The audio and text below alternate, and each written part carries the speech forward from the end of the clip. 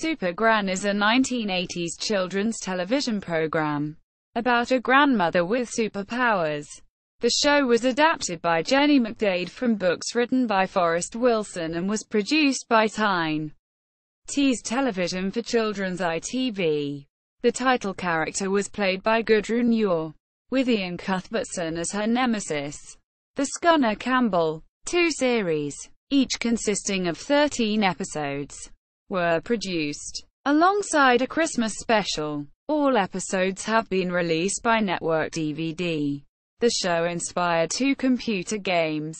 Premise: an elderly grandmother, Granny Smith, Gudrun Ure, acquires superpowers when she is accidentally hit by a magic ray created by inventor Black Bill Shine. Under the guise of Super Gran, she protects the residents of the fictional town of Chiselton from villains such as Roderick, Scunner Campbell, Iain Cuthbertson, and his gang, the Muscles, Alan Snell and Brian Lewis, and Tub, Lee Marshall, Jason Carrolize. Super Gran was usually accompanied by her grandson, Willard, Iam Towle, Michael Graham, and inventor Black's assistant Edson, Holly English, Samantha Duffy. Episodes were narrated by Bill McAllister.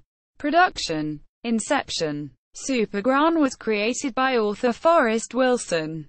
He says that the character was a combination of 3 characters: Pansy Potter from the Beano, his own mother-in-law, and an unnamed Scottish actress who looked and sounded like he imagined the character should. The first book was published in 1978, followed by several others, many illustrated by David McKee. Following the television series' success, Wilson adapted McDade's scripts as Television Adventures of Super Gran, More Television Adventures of Super Gran, and Super Gran to the Rescue.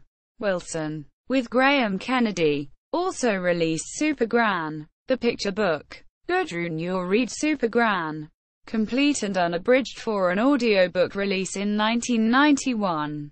Tyne Tees published an annual in 1985.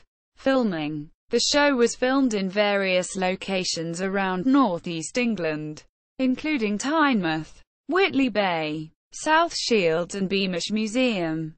Inventor Black's laboratory was housed in an empty church on Tynemouth Front Street, which became Land of the Green Ginger. Sets were housed in an old warehouse in North Shields. Its corrugated roof caused sound difficulties when it rained. A stone cottage in Churchway, Earsden, near Whitley Bay, was used as Super Gran's home. A huge crane used to hoist Super Gran into her flying position was parked in the neighboring school. Gudrun Ure, who was 59 when she first appeared in the show, had only 1 stunt double and did a lot of stunts herself. Tyne Tees executive Andrea Wonfor said that they used to do all the special effects with trampolines and things. Filming the Christmas special and the second series took about 9 months of 10-hour days, 1 hour for lunch. Beginning in April 1986, Sue Sweeney, who appeared in many episodes, recalls that she did everything from sunbathing on the beach or color coats in the rain to a gorilla at the fancy dress party. Quote, "The young actors were all local children from the Newcastle area, and the Scunners' 2 toughies, Alan Snell and Brian Lewis, were local stand-up comics who performed in clubs at night." Many guest stars appeared on the program, including George Best, Spike Milligan, Roy Kinnear, Jeff Capes and Charles Hawtrey. It was Patrick Troughton's final television appearance. Following production, memorabilia from the show was displayed at the Land of Green Ginger shopping centre in Tynemouth, after owner Gordon Reed put the props up for sale after deciding to revamp them all. Local electrician Mark Sims bought Super Gran's flying bike and magic ray machine for £403. The theme song was performed by Billy Connolly. The full version was released as a single in March 1985 and reached number 32 in the UK singles Chart. Episode list. The transmission of the first episode in 1985 was preceded by a making-of documentary. Series 1. Christmas Special. Series 2. Reception and Legacy. Super Gran won an Emmy and sold to over 60 countries worldwide. According to director Tony Kish, Tyne Tees was one of the first Western companies to sell to China TV, where Super Gran was a big success. The show became a ratings hit in Cuba in the early 2000s decade, where the show was redubbed into Spanish. The character of Super Gran came 7th in the Glasgow Herald's 2003 poll. The most Scottish person in the world. The University of Nottingham cited Super Gran as an example of perceptions of grandmothers is being reshaped by socio-cultural messages as well as personal experience. Single quote. 2 videos were released, each containing 3 episodes. The first series was released by Network DVD on a 2-disc set on 10 August 2009, and the second series on 16 May 2011. The Whitley Bay Playhouse is scheduled to host a Super Gran evening in February 2012, featuring classic episodes, a making-of documentary, photographs and props, special effects and production standards. The series is famous for its special effects, Super Gran's ability to jump high and run quickly, and low production standards. This was due mostly to the low budget and quick turnaround time needed to finish an episode. The most used special effect was Super Gran's ability to jump very high, or at least higher than normal, and was achieved using a trampoline and trick camera angles.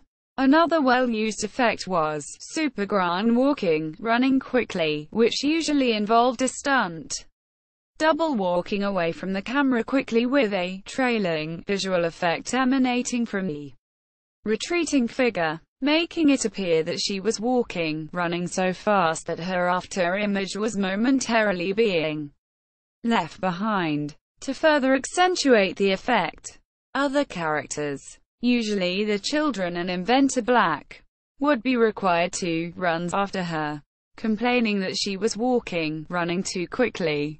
The most celebrated effect, featured in episode 1.2, has often been ascribed to the trick camera angles used to make the skimmer appear to fly. Contrary to fan belief, the prop was not capable of flying but remained grounded throughout the episode, only appearing to take off when driven on the back of a lorry. The use of local accents proved problematic. Some actors accentuated their own speech to sound more Scottish, and provide continuity with Scottish actors Cuthbertson and Ure, while others were more comfortable with their Geordie accents.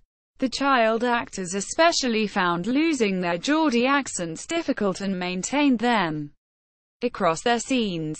The actor who played Tub in Series 1 even made a catchphrase with his heavy accent, "What do we do now, Uncle?" Quote, "What do we do now, Uncle?" Quote, Super Gran's most celebrated power is to hear, or receive, communications from long distance if the person is distressed enough to more clearly receive the communication.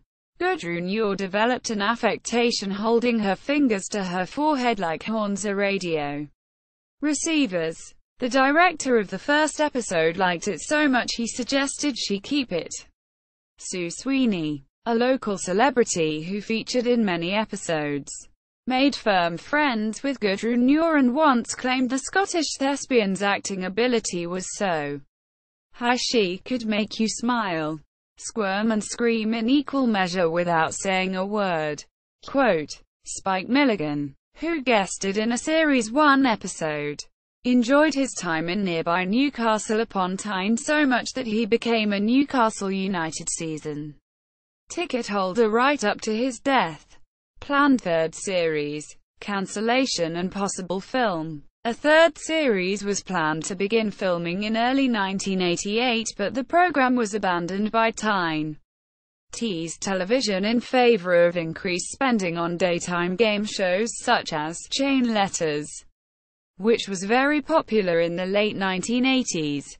Several episodes had been plotted and even storyboarded prior to the cancellation and included working titles, Super Gran and the Underwater Terror.